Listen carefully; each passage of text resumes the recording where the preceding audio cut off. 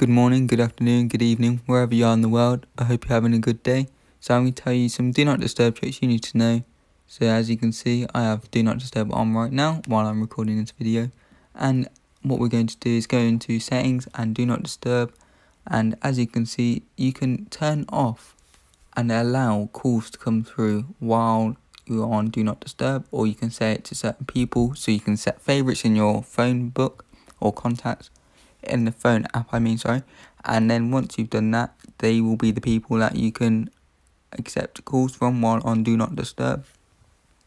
As well as you can have every call come through if you want, or turn it off altogether.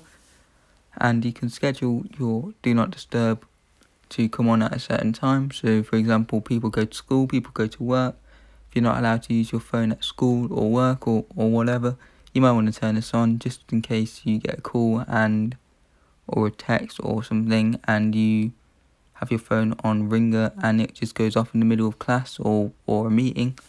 So that's very useful. I hope this video helped, and see you on the next one.